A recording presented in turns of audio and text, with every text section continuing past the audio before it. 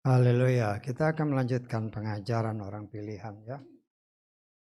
Kita sudah sampai di kitab Keluaran pasal ke-16. Kita akan baca dari ayat 1 sampai ke-7. Tapi nanti saudara baca semua selanjutnya ya. Keluaran pasal 16 ayat 1 sampai 7 kita akan baca semua ayat ini. Dan semua bacaannya sama, kita baca sesuai dengan apa yang tertulis di depan. Kita baca bersama 3, 4. Dan mereka berangkat dari Elim, seluruh jemaat Bani Israel. Lalu tiba di di padang gurun Sin, yang terletak di antara Elim dan Sinai. Pada hari yang ke-15 bulan yang kedua, sejak mereka keluar dari tanah Mesir. Dan seluruh jemaat Bani Israel bersungut-sungut kepada Moshe dan Harun di padang gurun ini.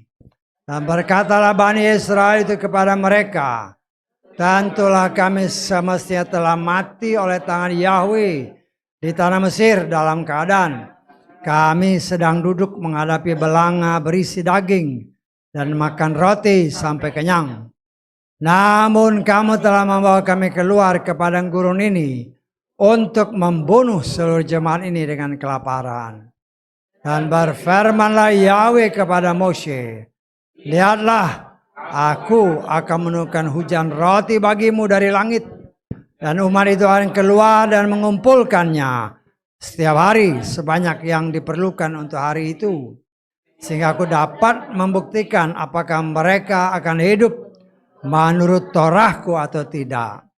Dan akan terjadi pada hari yang ke-6, mereka harus mengolah apa yang mereka bawa pulang, dan yang dibawanya itu harus 2 kali lipat banyaknya dari apa yang mereka kumpulkan hari demi hari. Dan berkatalah Moshe dan Harun kepada seluruh Bani Israel itu, pada malam ini kamu akan mengetahui bahwa Yahweh telah membawamu dari tanah Mesir. Dan pada pagi harinya kamu akan menyaksikan kemuliaan Yahweh, sebab dia telah mendengar keluh kesahmu terhadap Yahweh. Nah, siapakah kami ini? Maka kamu bersungut-sungut kepada kami. Haleluya. Amin. Silakan duduk. Puji Bapa Yahweh, kita mengucap syukur oleh kemurahan Tuhan ya. Kita sedang belajar untuk mempelajari kehidupan orang-orang pilihan Tuhan sejak awal. Bahkan sejak awal penciptaan, ya, di mana sudah kita pelajari dari kitab Kejadian 1, pasal 1, ayat 1 dan seterusnya. Sekarang sudah dalam kitab Keluaran 16. Kita melihat pada awalnya ciptaan Tuhan itu sangat baik. Kemudian setan perusak semuanya. Termasuk manusia yang diciptakan serupa dan segambar dengan Bapa Yahweh. Menjadi rusak karena pekerjaan setan. Dan kalau saya coba melihat semua, atau kita bisa melihat semua, segala sesuatunya itu merupakan suatu siklus ya. Satu siklus yang kita lihat dalam kenyataan hidup, termasuk dalam proses yang sedang Tuhan kerjakan dalam kehidupan Bani Israel dan khususnya kita yang hidup sebagai orang pilihan Tuhan pada zaman akhir ya. Saya katakan siklus hidup ya, umpamanya pakaian lah. Pakaian kita pakai setelah kotor ya dicuci. Basah. Setelah dicuci, basah, dikeringkan. Setelah dikeringkan, disetrika, dipakai lagi. Siklus ya. Satu siklus yang berjalan. Nah, kita melihat juga kita sudah belajar betapa luar biasanya cara Tuhan membuat siklus itu. Kita sebagai manusia hidup ya, kita tahu bahwa sebagai seorang manusia, atau sebagai makhluk hidup, ya, yang ada napas dalam hidungnya. Kita menyerap atau menghirup oksigen atau O2. Kemudian kita mengeluarkan karbon dioksida atau CO2. Ya.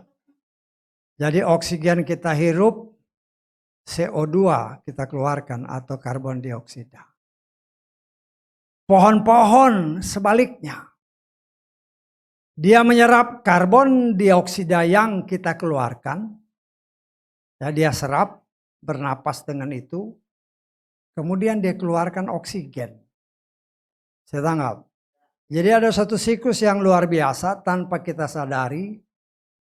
Ada suatu siklus yang sangat mengherankan. Ya.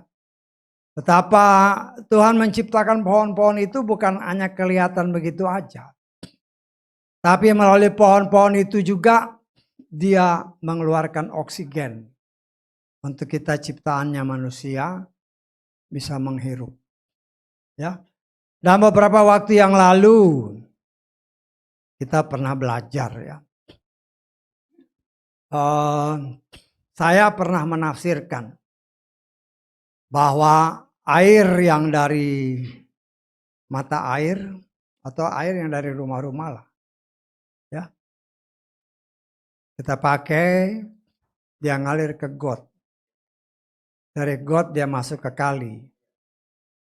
Dari kali dia masuk ke laut atau sungai. Sungai dulu lah. Ya, kali yang kecil kan. Baru sungai. Sungai baru ke laut. Tapi laut nggak penuh-penuh. Saya menafsirkan.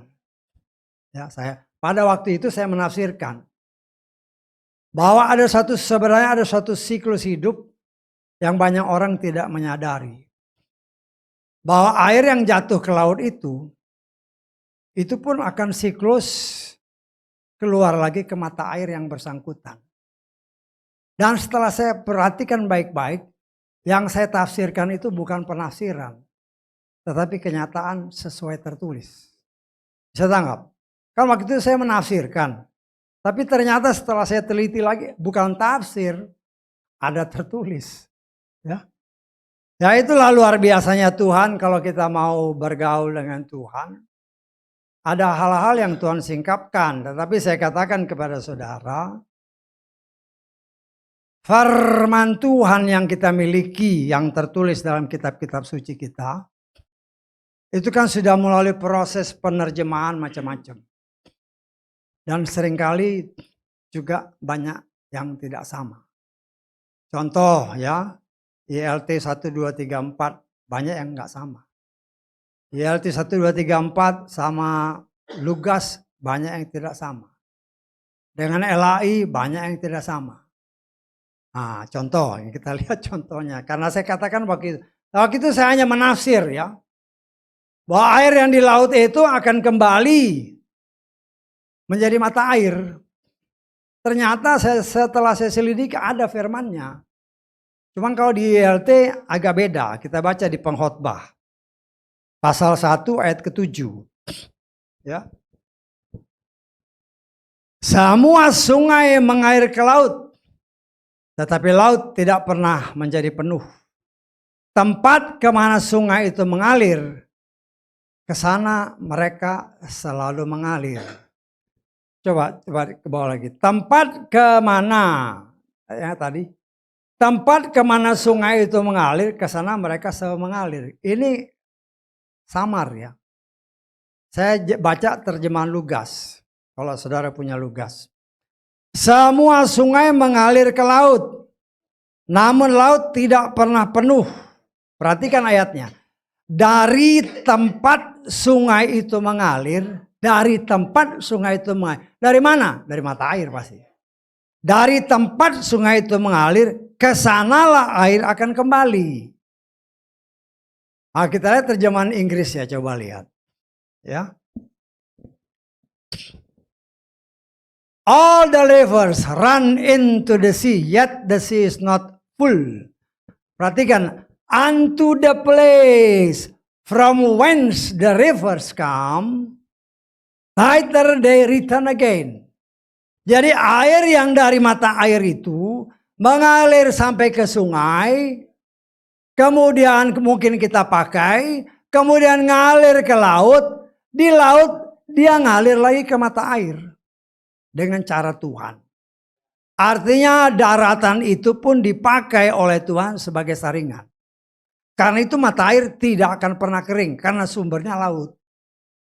Tetapi airnya nggak akan asin karena melalui proses penyaringan. Kalau saudara pernah hidup di kapal, ya ada beberapa bapak-bapak yang jadi hidup di kapal. Orang di kapal itu minumnya dari air laut. Cuman air lautnya disaring dengan cara ya macam-macam. Ada yang destilasi, ada yang melalui filtering. Ya dari air laut menjadi air tawar yang bisa diminum. Ya. Nah, di sini kita melihat suatu proses yang luar biasa. Ya. Bahwa air yang kita tadinya saya hanya nasir-nasir. Coba contoh umpamanya saudara di rumah nih. Ya, dalam masa agak kering lah, masa kering.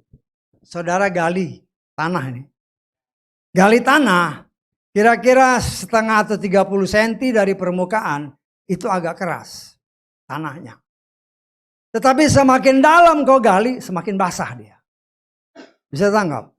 Kenapa? Itulah sebabnya air yang dari laut ini, dengan cara Tuhan dia masukkan kembali, dipompa kembali ke dalam, ke daratan. Sehingga semua apa yang dia tanam sampai di puncak-puncak gunung, itu dapat air. Karena tekanan yang dari laut itu mengalir kembali ke mata-mata air yang memang sudah Tuhan siapkan. Sehingga apa yang ditulis oleh pengkhotbah si Salomo yang mempunyai hikmat yang luar biasa, itu memang ya setelah zaman air kita itu memang kenyataan. Dari mana air itu? Makanya dari sumbernya, dari mata air. Dari mata air itu kan dipakai oleh kita, airnya selesai dipakai, limbahnya ngalir ke laut. Di laut dipompa dengan cara Tuhan, filterisasi yang luar biasa sampai kembali ke mata air. Nah, yang saya mau tunjukkan itulah satu proses di mana Tuhan memperlihatkan kepada saudara dan saya satu siklus yang tetap. Ya. Demikian juga dengan kehidupan kita. Atau dalam hal ini dengan kehidupan orang Israel yang kita baca. Seperti yang tadi awal saya katakan. Pada awalnya manusia itu kudus. Adam dan Hawa itu kudus. Kemudian karena tipu daya si setan.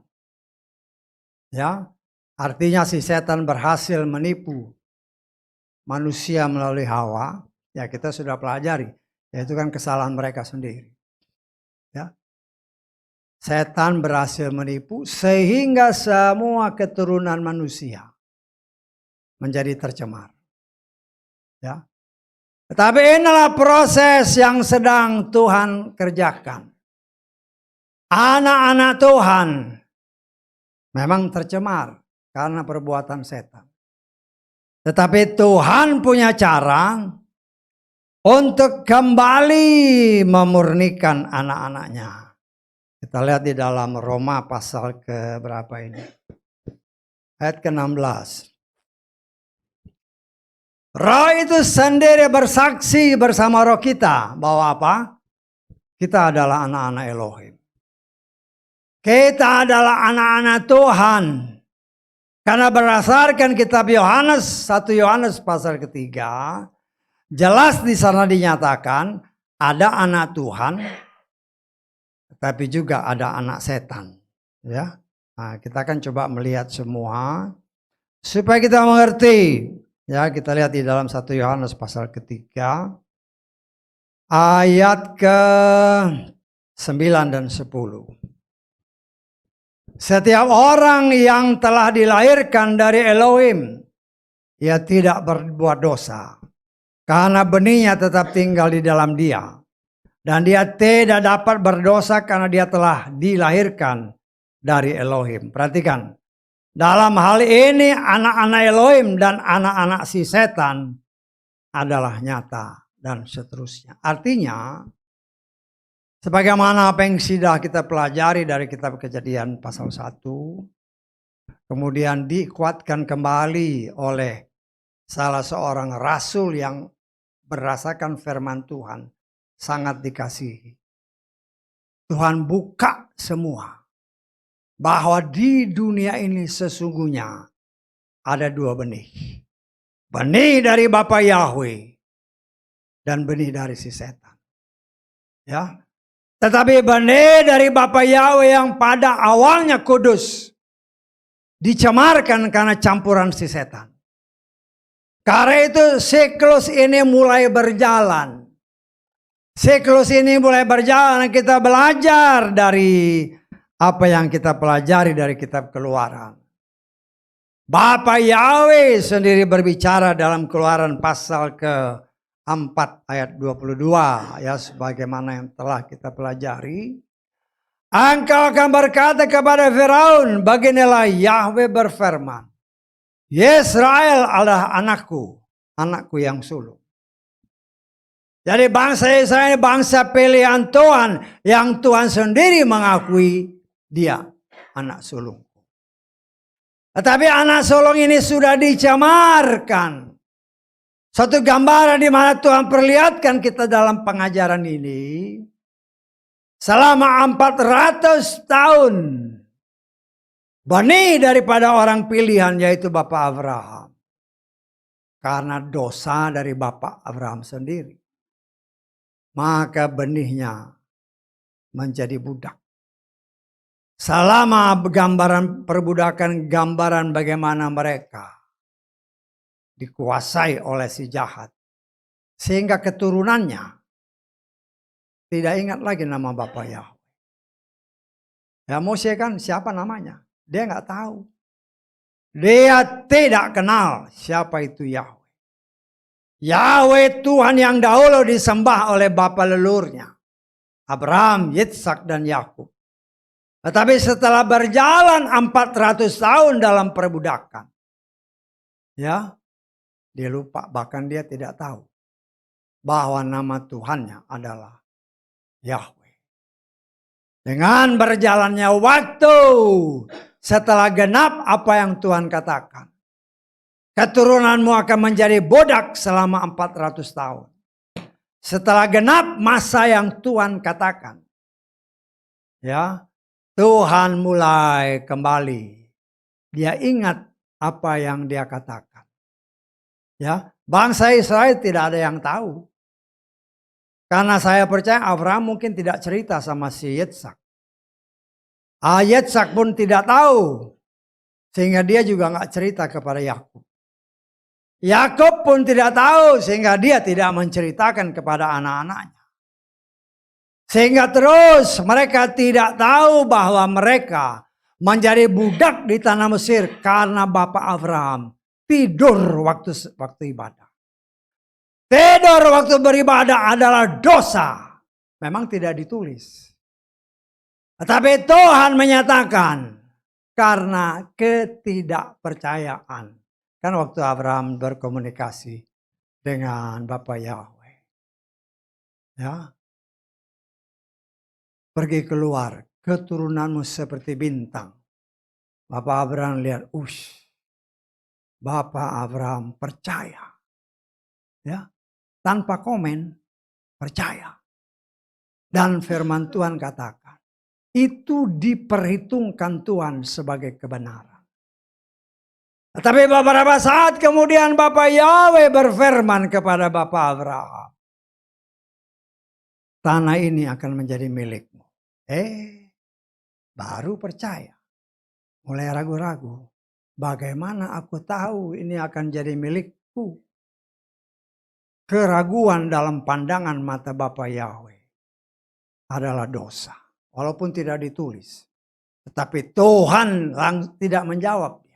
Bagaimana aku tahu Tuhan tidak jawab, cuma Tuhan bilang, bawa korbankan lembu, domba, burung tekukur. Melambangkan ada dosa. Kemudian keluar firman. Ya kita sudah belajar dalam Kejadian pasal 15. Ya.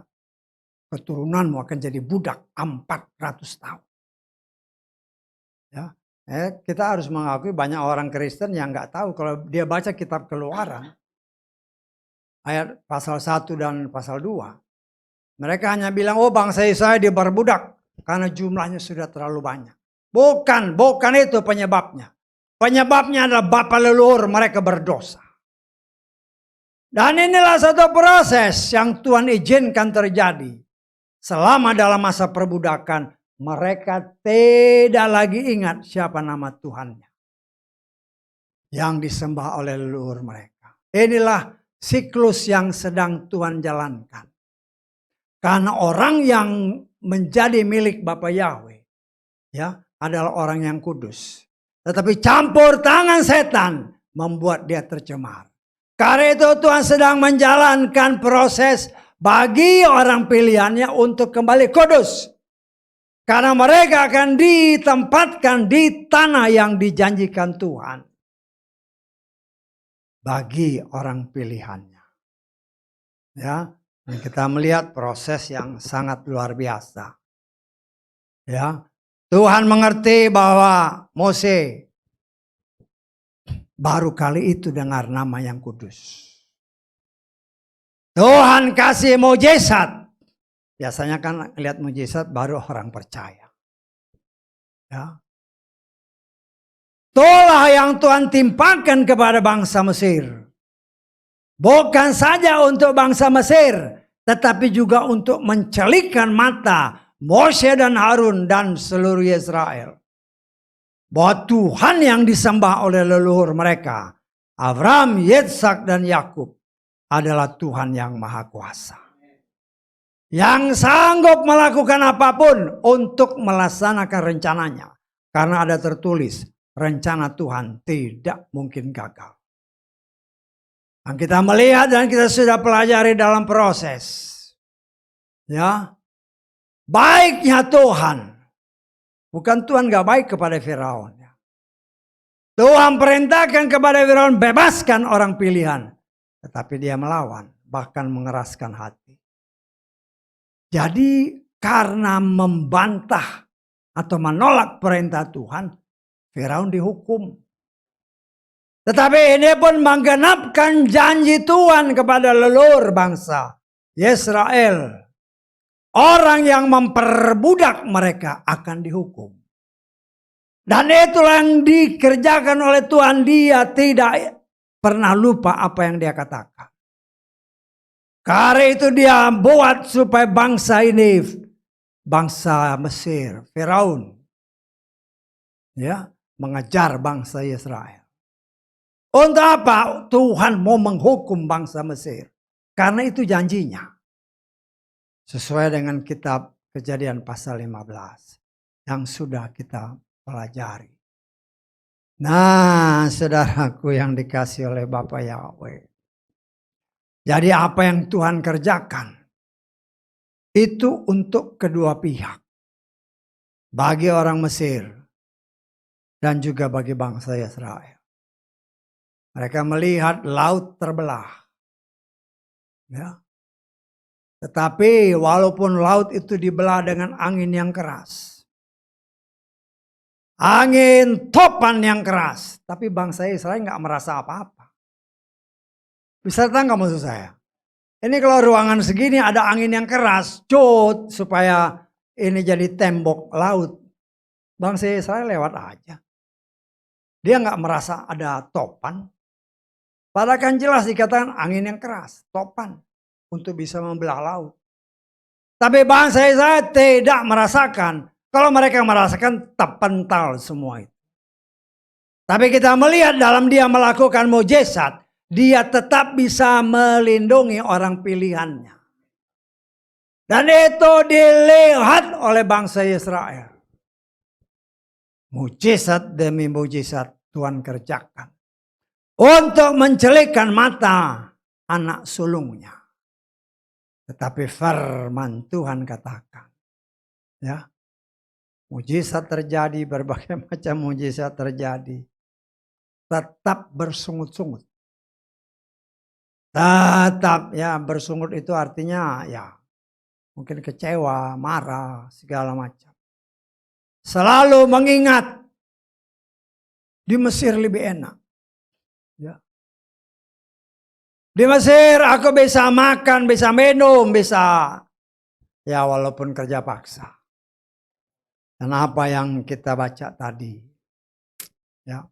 Saya menafsirkan berdasarkan ayat-ayat yang kita baca.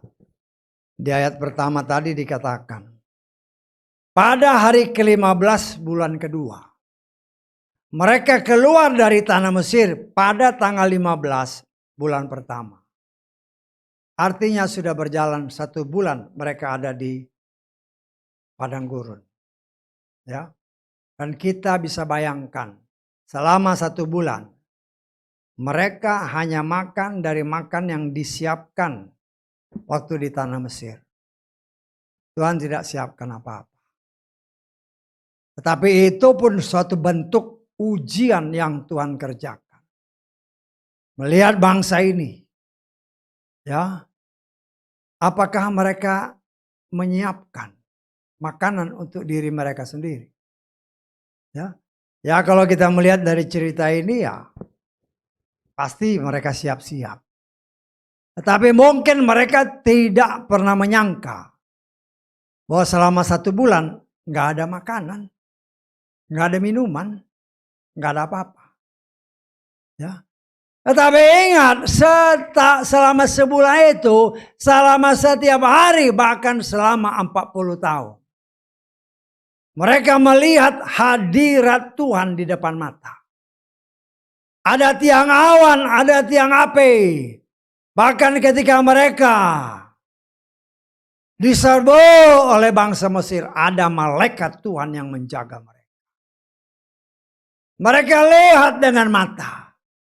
Tuhan izinkan mereka lihat supaya apa? Supaya mereka yakin dan percaya bahwa Tuhan yang bernama Yahweh yang disembah oleh Bapak Abraham, Yetsak dan Yakub leluhur mereka adalah Tuhan yang Maha Kuasa. Tetapi kita melihat dalam proses yang tadi kita lihat, ya, setelah berjalan 1 bulan, mulai kembali bersungut-sungut, ya, nggak ada makanan, ya. Sebelumnya kita lihat kan ada minuman tapi airnya pahit. Tetapi cara Tuhan buat airnya jadi manis. Kemudian air cukup sekarang, ya. Ya mungkin persediaan makanan sudah mulai tipis. Ya kita maklum lah seandainya kita keluarga gitu kan. Ya, keluarga kan setiap hari pasti makan. Pasti minum. Kalau persediaan makan mulai menipis, ya mulai diirit-irit kan. Waktu persediaannya banyak, wah bebas. Ya.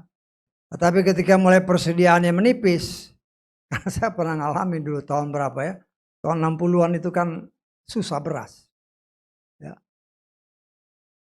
Kalau malam mulai makan bubur. Wah, karena kurang beras, makan bubur semua. Ya, masak. Jadi saya ingat juga dulu kan, karena mama saya masak bubur ya, sekali waktu saya dipercaya, oke masak bubur. Wah, masaklah 1 panci gede kan. Jadi bubur kan mesti pakai garam kan. Masak, wah bagus. Kasih 1 sendok garam, cok. Kan panas sih. Bisa rasa kok belum asin gitu. Tambah lagi, cok. Sampai 5 atau 6 kali. Begitu dingin, wah gak bisa dimakan karena asinnya. Tetapi yang saya mau kasih lihat, ya itulah dulu. Ya, dulu. Ya bukan saya katakan orang tua saya bukan orang yang, ya kalau di black orang berada ya cukup berada ya. Dia kan direktur dari salah satu perusahaan BUMN. Ya, cuman kan berasnya zaman dulu kan kayak gitu. 1 kilo beras, nggak semuanya 1 kilo beras. Banyak. macam-macamnya, batu lah segala macam. Lo dari 1 kilo dibersih-bersihin, mungkin cuma setengah kilo yang bisa dimakan. Ya. Lah di situ kita melihat, hal ini mungkin terjadi pada bangsa Israel. Tidak ada berita, tidak ada desas-desus dari pemimpinnya waktu itu si Moshe. Akan ada roti, akan ada air. Otomatis secara manusia ada kekhawatiran, apalagi kalau yang masih bujang sih oke-oke aja. Tapi yang punya anak, punya istri, apalagi anak-anak masih kecil, anak-anak ini kan nggak bisa dibilang sabar, nggak sabar, perut kok. Ya. Lah inilah yang membuat mereka akhirnya dibumbui, yang kita harus ingat ya, dibumbui. Karena bangsa yang keluar dari tanah Mesir bukan murni orang Israel. Ada tertulis orang-orang lain pun ikut serta. Dan kita bisa menafsirkan orang-orang ini pun menjadi bumbu pematik untuk membuat orang Israel semakin bersungut-sungut. Dan firman Tuhan dengan jelas menyatakan, ketika terjadi persungutan, mereka ngomellah sama si Moshe. Lebih baik kami tinggal di sana. Ya, dengan makanan yang ada, dengan daging yang ada. Ya, dengan sukacita walaupun kami harus melayani bangsa Mesir. Tanpa disadari. Perbuatan ini seolah-olah mau menghina Tuhan. Ya, mau menghina Tuhan. Bersungut-sungut di hadapan Tuhan, karena kan Tuhan yang bebasin. Artinya, kalau Tuhan yang bebasin berarti Tuhan yang bertanggung jawab, karena Tuhan yang membawa mereka ke padang gurun. Tetapi hal itu belum pernah timbul dari hati bangsa Israel. Kenapa? Mereka selalu ingat enak dahulu. Inilah satu gambaran karena perbudakan membuat mereka tidak bisa percaya akan Tuhan yang dahulu disembah oleh leluhur mereka. Mereka hanya melihat kenyataan, memang kita bebas dari perbudakan, tetapi nggak makan, nggak ada makanan, nggak ada minuman. Gimana ini? Ya, sehingga secara wajar timbul persungutan. Ya. Nah, saya percaya dari sekian banyak keluarga, saya percaya orang itu saya tafsirkan sekitar 2-3 juta orang. Berapa kepala keluarga kita nggak tahu. Dan saya percaya kalau dalam keadaan ngepas-ngepas gitu, ya mungkin masih saling bantu. Tetapi itu Tuhan izinkan terjadi. Untuk memperlihatkan kepada kita bagaimana sebenarnya karakter orang yang menamakan diri orang pilihan Tuhan. Ya, ketika mereka dalam kekurangan, ketahuan, ya, bagaimana karakter yang sesungguhnya. Ya, nah nanti kan kita lihat nih, bisa aja kalau kita menghadapi seperti itu, ketika dalam keadaan terjepit, kelihatan karakternya. Dan itu Tuhan perlihatkan bagi saudara dan saya. Persungutan bangsa Israel. Ingat Tuhan hadir senantiasa dalam hidup. Kan ada tiang awan, ada tiang api. Ada hadirat Tuhan. Mereka lihat setiap hari ada mujizat. Dan saya menafsirkan. Mereka tidak mengalami malam. Karena malam itu tiang apinya terang kan. Sehingga seolah-olah tidak gelap. Karena itu mereka bisa berjalan siang dan malam. Nah, saya tidak berani mengatakan berapa tinggi apinya. Karena kalau itu 2 juta orang. Ya.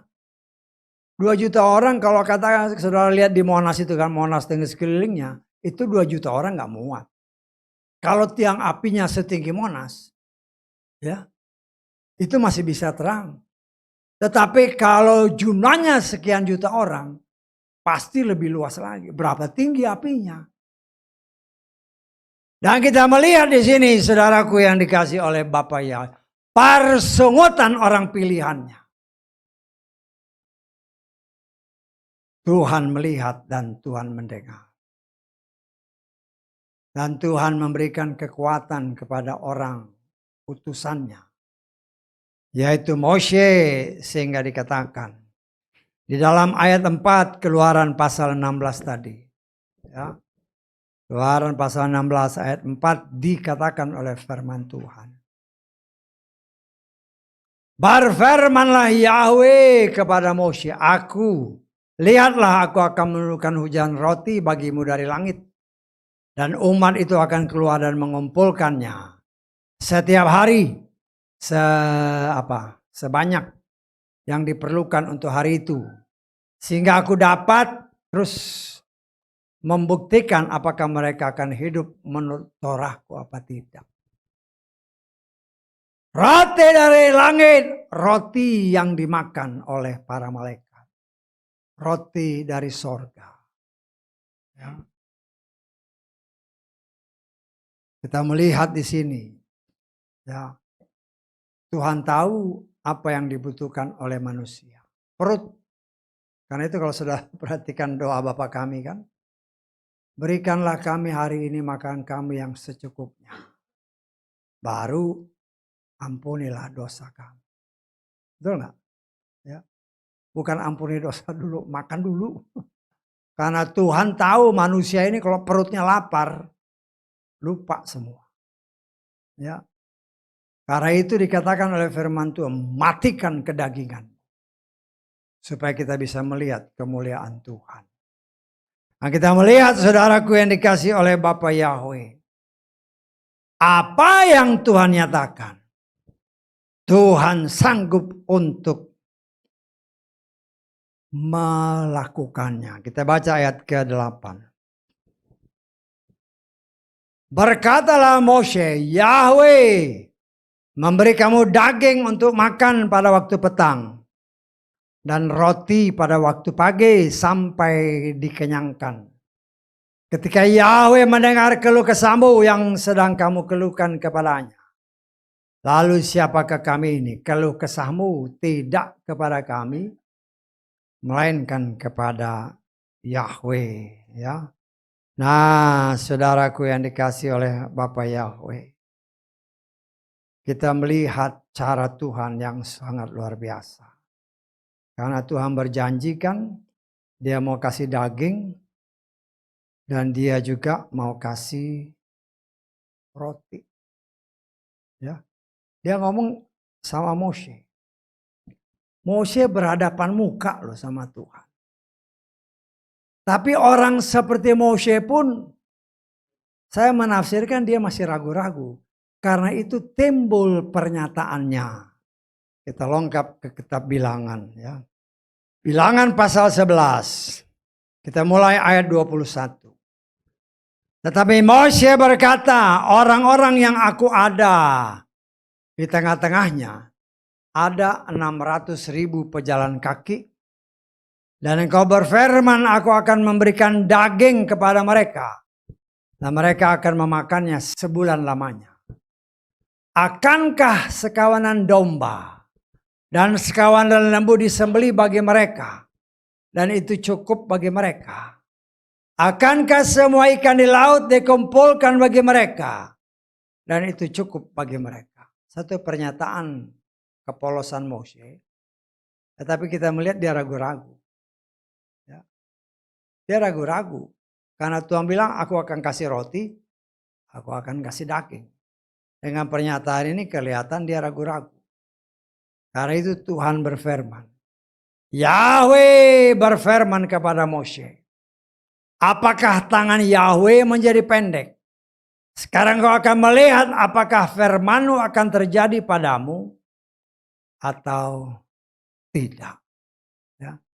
Jadi kalau dalam pikiran manusia, ya Moshe kan juga tidak bisa membayangkan karena Tuhan bilang roti dari langit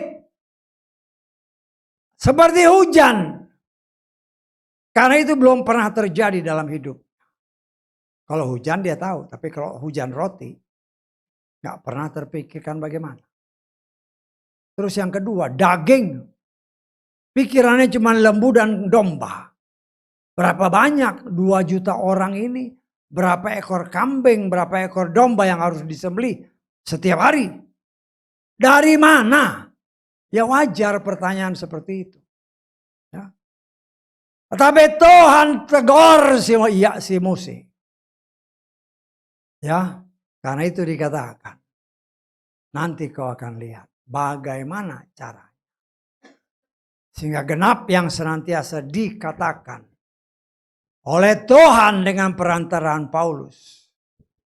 Apa yang tidak pernah dilihat oleh mata. Apa yang tidak pernah didengar oleh telinga. Apa yang tidak pernah timbul dalam hati. Itu yang disediakan Tuhan bagi orang yang mengasihi Dia. Bangsa Yesus ada bangsa pilihan. Bangsa Yesus ada anak sulung dari Bapa Yahweh. Sesuai dengan pengakuannya. Dan bagi Dia yang maha kuasa. Pasir pun kalau dia mau. Dia bisa jadikan roti. Ya. Tetapi itu pun tidak pernah terlintas dalam pikiran Moshe. Karena Moshe pun boleh saya tafsirkan. Paling sedikit 40 tahun sejak dia bayi. Dia ada di dalam lingkungan orang yang menyembah berhala. 40 tahun dia di tanah Midian. Dan saya percaya bapak mertuanya pun penyembah berhala. Bahkan dikatakan dia memang seorang pelayan. Tetapi ya kita bisa tafsirkan yang dia layani adalah berhala. Artinya selama 80 tahun dalam hidupnya. Yang dia lihat hanya berhala. Karena itu dalam proses menjalani memasuki tahun 40 tahun berikutnya. Dalam masa-masa awal Tuhan kasih mujizat, mujizat, mujizat. Ya. Tetapi Moshe masih tetap ya nggak ngerti dari mana Tuhan dagingnya. Dari mana dagingnya? Ya memang bangsa saya keluar dengan bawa banyak domba, banyak bawa lembu. Apakah itu akan cukup sampai ke tanah perjanjian? Ya, tetapi kita melihat di sini nanti engkau akan lihat. Dan saudaraku yang dikasih oleh Bapa Yahweh, Tuhan mau kasih lihat. Ya, dikatakan oleh firman Tuhan. Bagaimana Tuhan melakukan mujizat-mujizat yang luar biasa. Kita baca di dalam ayat ke-13 dari Keluaran 16 ini. Terjadilah pada waktu petang. Burung-burung puyuh berdatangan menutupi perkemahan itu. Dan pada pagi harinya selapis embun terhampar di sekeliling perkemahan itu. Terus. Dan menguaplah lapisan embun itu. Lalu terlihatlah sesuatu yang tipis lembut pada permukaan padang gurun itu. Sesuatu yang seperti sisik halus. Seperti embun beku di bumi. Bani Israel pun melihatnya lalu berkata seorang kepada yang lain. Apakah itu? Ya, karena mereka tidak mengetahui itu apa. Lalu berkatalah Moshe kepada mereka. Itu adalah roti yang telah Yahweh berikan kepadamu sebagai makanan. Terus, inilah hal-hal yang telah Yahweh perintahkan. Kumpulkanlah darinya masing-masing sesuai dengan porsi makanannya. 1 omer tiap orang sesuai dengan jumlah jiwa yang ada di dalam kemahnya. 1 omer itu sekitar 2 liter ya. Sekitar 2 liter ya. Firman Tuhan katakan mana ini seperti apa namanya, kita baca di ayat 31 coba ya. Dan isi rumah Yesaya menyebut namanya mana. Dan dia seperti apa? Biji ketumbar putih dan rasanya seperti kue dengan madu. Ketumbar itu yang kecil itu kan ya. Nah, kayak bola-bola kecil. 2 liter. 1 omer tuh 2 liter gitu. Untuk 1 hari. Ya. Dan ya namanya orang lagi kelaparan. Ya. Kalau bisa ngambil sebanyak-banyaknya. Ya. Tidak mikirin orang lain lagi. Tetapi itu Tuhan izinkan untuk dilakukan. Tapi kita kembali kepada ayat ke-17. Ayat ke-17 dari Keluaran 16 ini kita kembali ya. Karena kan Tuhan bilang ambil secukupnya. Beginilah yang Bani Israel perbuat dan mereka pun mengumpulkannya. Yang satu mengumpulkan banyak, yang lain mengumpulkan sedikit. Mereka menakar dengan omer, perhatikan. Yang mengumpulkan banyak tidaklah menjadi berkelebihan. Dan yang mengumpulkan sedikit tidaklah menjadi kekurangan. Mereka telah mengumpulkan masing-masing menurut kemampuan makannya. Artinya Tuhan mau kasih lihat pada bangsa ini. Tuhan itu setia sama firman-Nya, bukan setia sama Israel, ya, bangsa Israel. Tuhan kan bilang, 1 orang 1 omer, 1 orang 2 liter. Tetapi namanya lihat makanan, itu dia nggak ingat lagi.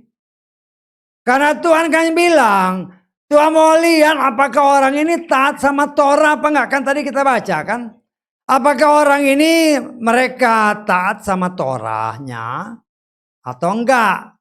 Karena itu Tuhan kasih tahu ambilnya 1 orang 1 omer. Di dalam kenyataannya berdasarkan ayat-ayat ini. Ada yang ambil banyak.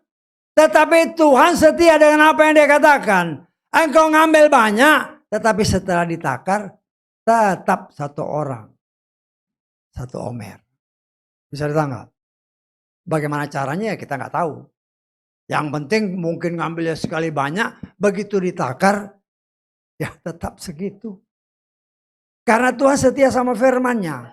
Tuhan bukan setia sama orang ya.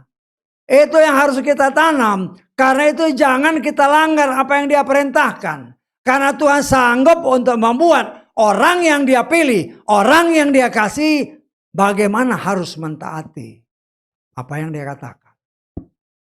Nah kita melihat di sini, karena itu Yesus akan juga mengajarkan.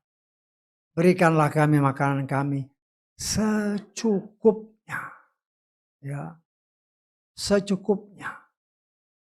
Tapi dalam kenyataan kan bagaimana? Ngambilnya banyak-banyak.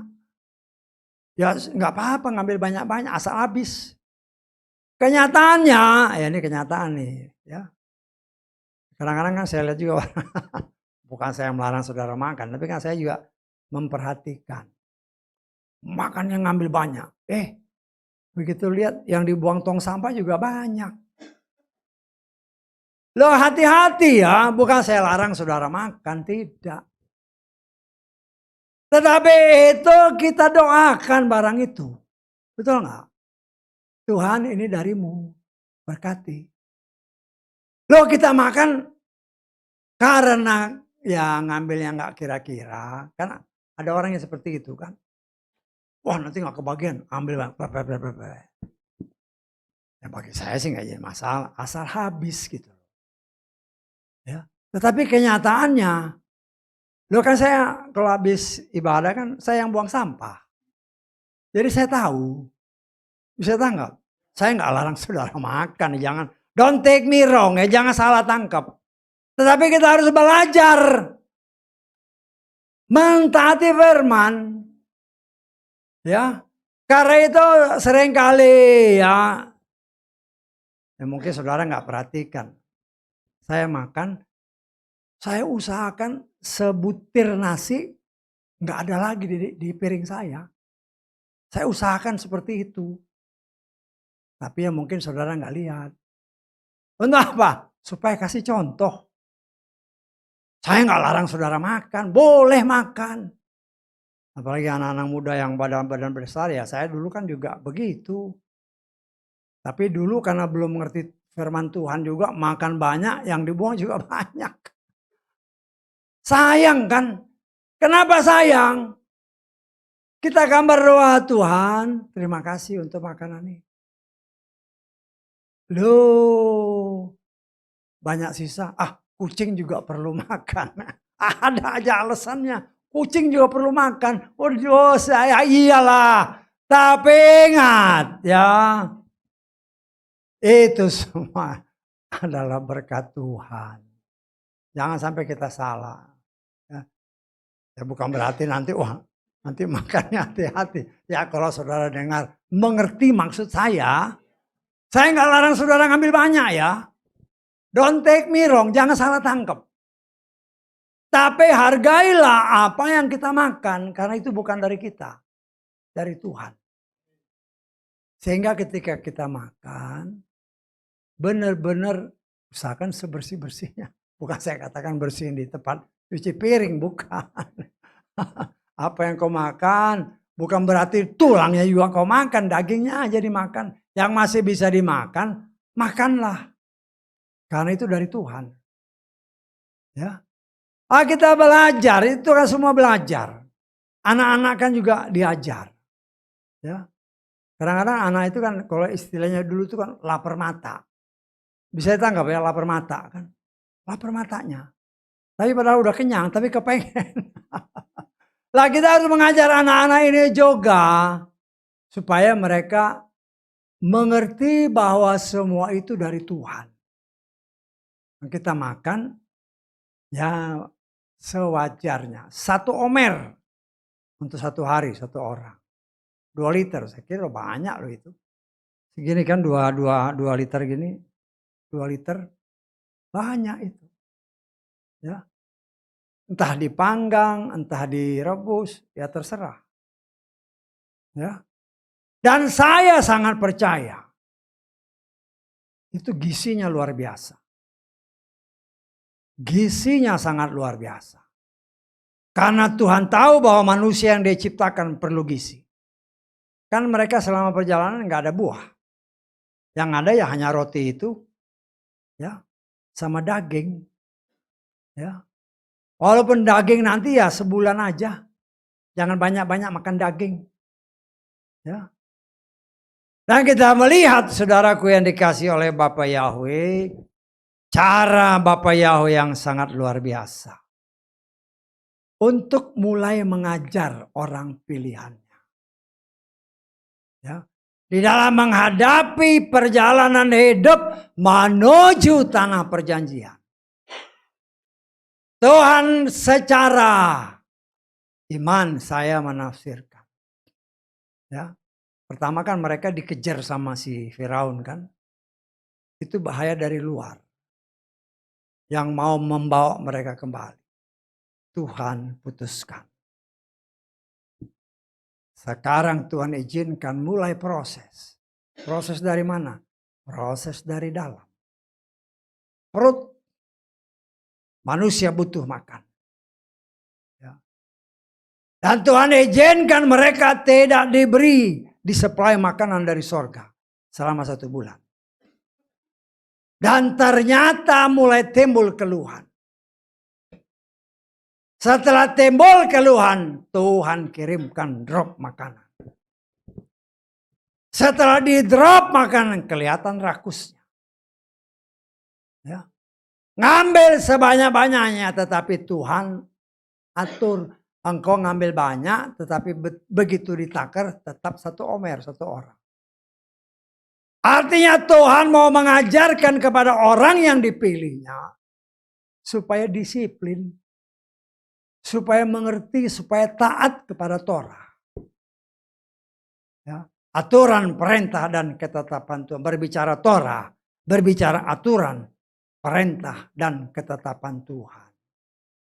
Nah, saya percaya di dalam mana yang diberikan Tuhan adalah makanan yang paling bergizi yang tidak pernah bisa disuplai oleh manusia dengan mengambil apa yang mereka dapatkan. Yang umpamanya kita akan makan ada telur, ada daging, ada buah segala macam. Ya. Itu kita olah sedemikian rupa tidak akan lebih baik daripada mana. Karena mana ini yang mereka konsumsi selama 40 tahun. Roti dari sorga. Yang memang Tuhan siapkan secara khusus bagi orang pilihan. Tetapi kita melihat Tuhan sudah memerintahkan bahwa pada hari Sabat adalah hari perhentian. Artinya pada hari perhentian itu mereka nggak boleh kerja, diam aja di rumah. Ya. Dan kita melihat ya, Tuhan juga lagi mengetes mereka. Ternyata banyak juga yang gak setia. Pada hari ke-6 ambil 2 kali ganda. Karena itulah yang akan kau makan nanti pada hari Sabat. Ya mungkin mereka ambil. Tetapi hari Sabatnya masih nyari. Masih keluar, masih nyari. Artinya apa? Tidak percaya akan apa yang Tuhan perintahkan. Karena pada hari ke-7 mana berhenti. Ya. Nah, kita melihat di sini saudaraku yang dikasih oleh Bapa Yahweh. Di dalam cerita-cerita tentang mana ini. Ya itulah kadang-kadang. Karena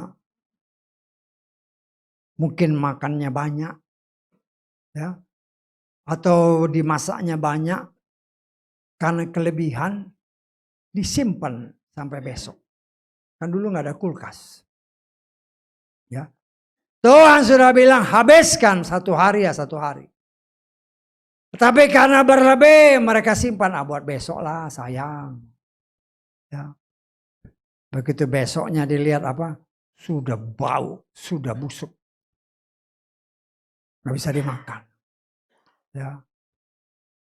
Tetapi herannya pada hari Sabat. Makanan yang dikumpulkan pada hari ke-6. Pada hari Sabat makanan itu tidak busuk. Tuhan mau kasih lihat Bapa Yahweh sanggup. Untuk melakukan apapun. Supaya anak-anaknya bisa melakukan. Apa yang sudah dia atur. Apa yang sudah dia tetapkan. Yaitu Torah. Ya. Karena itu selama saya mempelajari dari kitab Kejadian sampai kitab Wahyu. Tidak ada satu Torah pun, aturan, ketetapan, dan perintah yang Bapak Yahweh berikan kepada anak-anaknya. Yang tidak bisa kita lakukan. Bisa ditangkap? Artinya semua bisa kalau mau. Bisa tangkap? Kan ada kalau dari kepercayaan lain. Ya. Wah aturannya macam-macam. Tapi karena yang bikin manusia, banyak juga yang nggak bisa lakukan. Karena yang dibikin manusia. Tetapi karena apa yang tertulis dalam kitab suci kita ditulis oleh roh Bapa Yahweh sendiri melalui para nabi, para rasul. Karena itu dari dia yang menciptakan. Maka kita bisa melakukannya kalau kita mau. Yang jadi masalah, banyak orang yang menyepelekan apa yang Tuhan sudah perintahkan. Sama seperti bangsa Israel ini. Kita harus ingat bahwa Tuhan itu setia bukan sama manusia.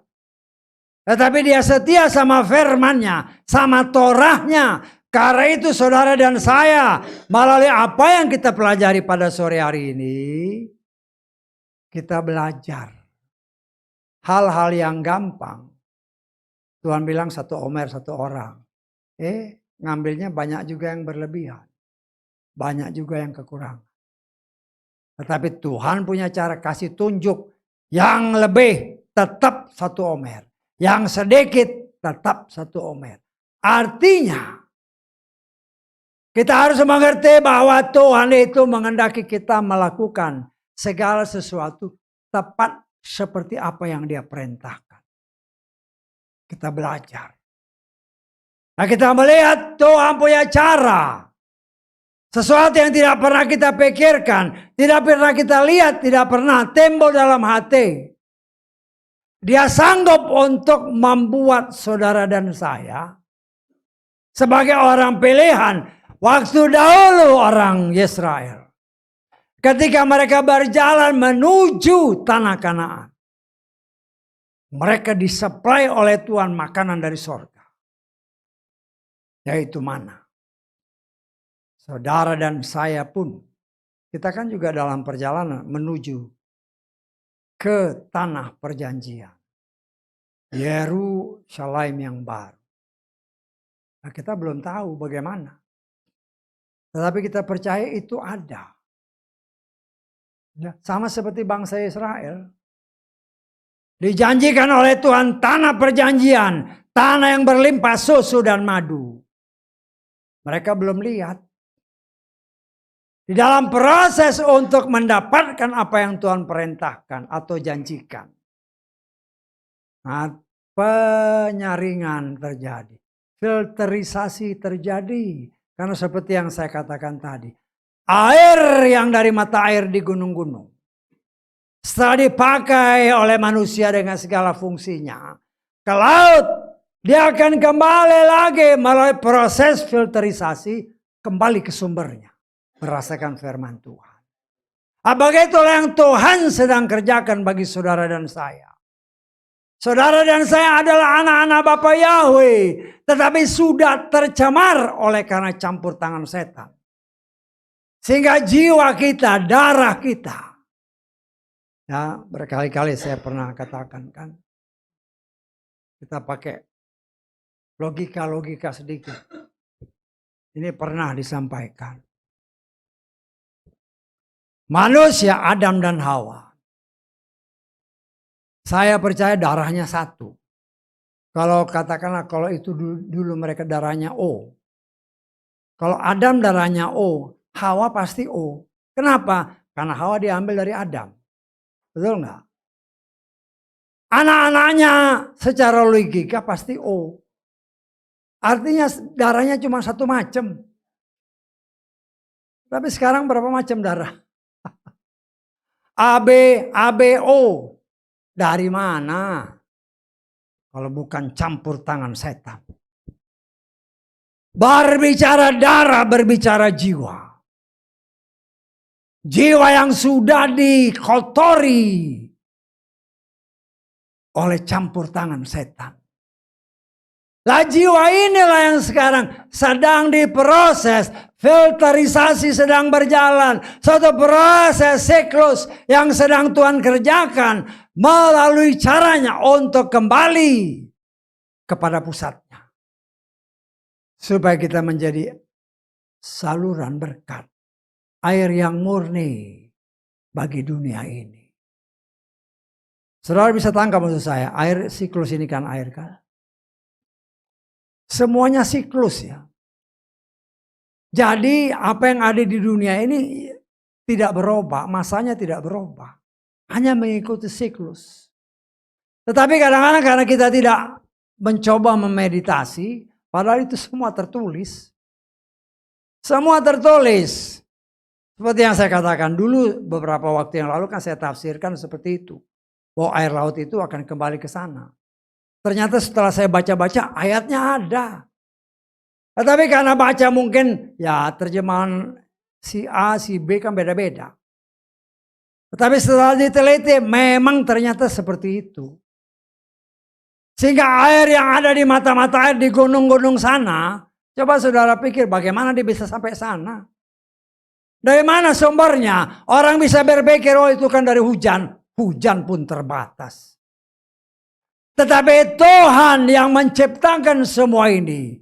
Dia tahu bagaimana memelihara ciptaannya. Dia tahu bahwa semua tumbuhan yang hidup. Manusia maupun tumbuh-tumbuhan membutuhkan air. Dan Tuhan tahu bagaimana cara mengadakan air itu. Termasuk tumbuh-tumbuhan yang ada di padang pasir. Karena itu saya katakan. Padang pasir pun kalau kita gali untuk kedalaman tertentu. Dia akan basah. Basah dia. Ada air di sana. Ya, Kita lihat kan beberapa kali dalam cerita-cerita ini. Di padang-padang gurun mereka gali, ya memang agak dalam. Tapi ada air. Dari mana air itu? Ya dari laut. Tuhan yang menciptakan dengan caranya.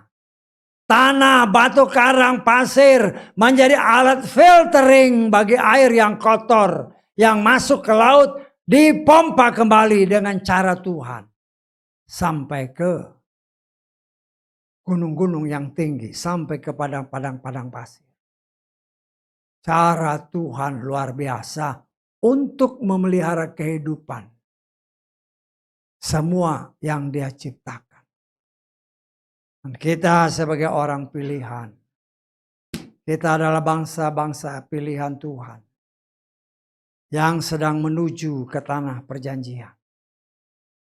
Ya, nah, kita pun sedang mengalami proses. Sadar ataupun tidak sadar. Kita dijanjikan oleh Tuhan.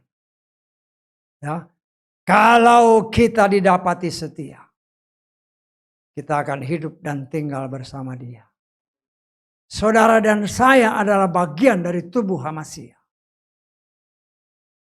Tetapi tubuh Hamasia adalah kudus. Dia adalah kepalanya. Karena itu tubuh yang tercemar ini sedang diproses. Dengan cara Tuhan. Ya. Kita bisa aja menafsirkan memang Tuhan memberikan daging. Selama 1 bulan. Artinya kadang-kadang Tuhan izinkan kita memuaskan kedagingan kita. Tetapi ada tertulis. Ketika mereka makan daging, bertemu daging sudah lama. Mereka tidak nikmati paling sedikit sebulan. Tidak pernah lihat daging begitu ada burung puyuh. Mereka makan. Dengan rakus belum habis di mulut sudah masuk lagi. Akhirnya Tuhan bunuh. Bukan 10-20 tapi ribuan orang. Orang yang bersungut-sungut pun Dia bunuh. Karena bagi Tuhan orang yang bersungut-sungut adalah orang-orang yang tidak melakukan firman. Ya. Kita lihat di dalam 1 Korintus pasal ke-10. Kita lihat ya. Ayat ke-10. Janganlah pula bersungut-sungut. Sama seperti beberapa orang dari mereka juga telah bersungut-sungut. Dan mereka telah binasa oleh si pembinasa. Ya. Kalau saudara baca nanti di dalam kitab Bilangan 16. Jumlah mereka yang mati. Ya. 14.000 orang. Lebih. Ya. Bagi Tuhan orang yang melanggar firman Dia binasakan gak jadi masalah. Gak jadi masalah. Nah, saudara dan saya sebagai orang-orang pilihan. Saat ini kita memang sedang diproses. Kita mungkin ya sebagaimana burung puyuh sebulan masih diberikan kesempatan makan daging. Tetapi setelah waktunya genap daging ini harus dimatikan. Stop. Jangan makan daging lagi. Sehingga yang mereka makan hanya roti dari sorga. Berbicara roti dari sorga, Yeshua berkata, Akulah roti yang hidup. Yang turun dari sorga. Barang siapa tidak makan dagingku ataupun minum darahku, tidak akan masuk ke sana. Yeshua adalah firman yang hidup. Roti yang hidup. Dan itulah yang menjadi makanan kita selama kita menjalani perjalanan sampai ke tempat tujuan. Saudara dan saya. Sebagaimana apa yang dilakukan oleh Tuhan kepada bangsa pilihan Israel. Saudara dan saya pun sedang dalam proses. Makan roti yang murni. Roti dari sorga. Yang tidak dicemari oleh ragi orang Farisi dan orang Saduki. Nah, karena itu kita harus benar-benar ya dalam proses yang Tuhan kerjakan. Kita harus sangat berhati-hati. Karena mana yang dimakan oleh orang Israel.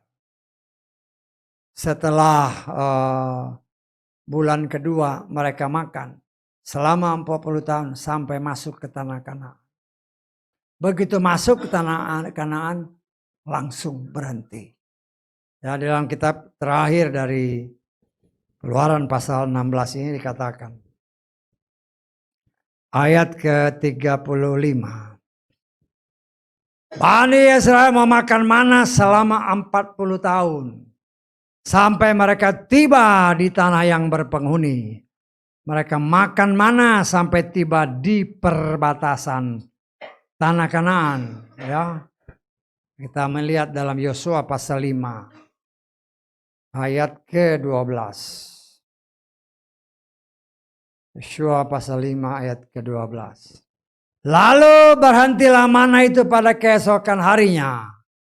Setelah mereka makan gandum masak dari hasil negeri itu. Jadi apa yang Tuhan katakan di dalam kitab Keluaran. Karena Yosua lah yang memimpin bangsa Israel. Masuk ke tanah Kanaan. Ya. Dia melihat semua. Sejak mana itu diturunkan, sampai mana dihentikan. Artinya satu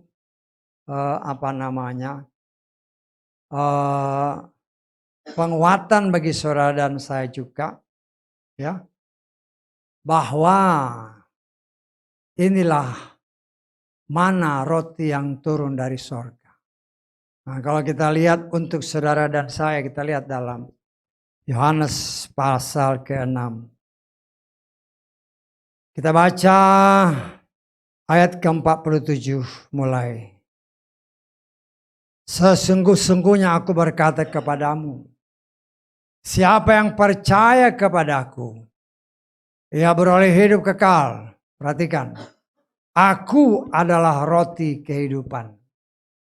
Leluhurmu telah makan mana di padang gurun, dan mereka telah mati. Inilah roti yang turun dari sorga, supaya seseorang yang telah makan daripadanya, dia juga tidak dapat mati. Aku adalah roti yang hidup yang telah turun dari sorga. Jika seseorang telah makan dari roti ini, dia akan hidup selamanya. Dan juga roti yang akan kuberikan itu adalah dagingku yang akan kuberikan demi kehidupan dunia ini. Ya, tapi kita melihat dalam kenyataannya, ya. Dalam kenyataannya kita lihat di dalam ayat selanjutnya. Sebab itu orang-orang Yahudi bertengkar seorang dengan yang lain sambil berkata, bagaimana mungkin orang ini dapat memberi makan dagingnya kepada kita? Dan selanjutnya nanti saudara baca. Karena mereka menafsirkannya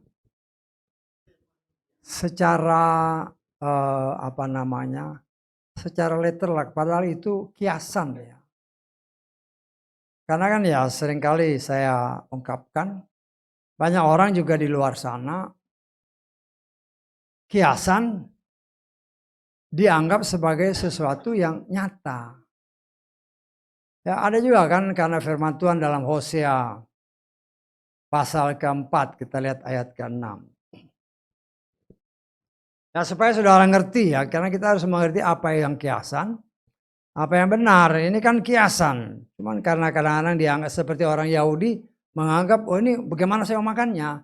Dia anggap makannya begitu. Padahal yang dimaksud Tuhan adalah dia itu sebagai firman. Umatku dibinasakan karena apa? Kurang pengetahuan. Oleh karena kamu menolak pengetahuan itu, aku pun menolak kamu menjadi imam bagiku. Oleh karena kamu melupakan Torah Elohimmu, aku pun akan melupakan anak-anak ini. Oh, umatku dibinasakan karena kurang pengetahuan. Akhirnya yang dihobahkan pengetahuan. Berbagai macam pengetahuan. Kenapa? Karena kurang hikmat. Yang tidak ada hubungan dengan pengetahuan dunia diajarkan. Karena ayat ini, karena salah pengertian dengan ayat ini. Kita lihat 1 Timotius 2 ayat ke-4. Jadi jangan sampai kita salah tangkap, ini kan kiasan. Yang harus kita mengerti maksudnya apa sih? Supaya kita ngerti segala sesuatu itu jangan hanya asal tangkap, nggak dimeditasi. Wah ini pengetahuan, berarti semua pengetahuan. Termasuk apa? Ngajarin cari setan. Itu dianggap pengetahuan. Karena berdasarkan ayat itu. Jadi dianggap semua pengetahuan.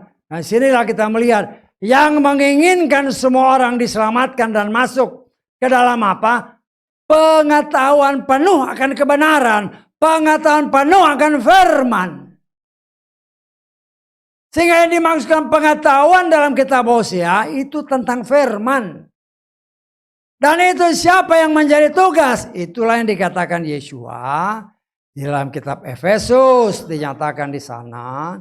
Efesus pasal ke-4 ayat ke-13. Hingga kita semua dapat tiba pada kesatuan iman dan apa? Pengenalan penuh akan Putra Elohim, yaitu firman. Nah ini 5 tugas daripada 5 jawatan.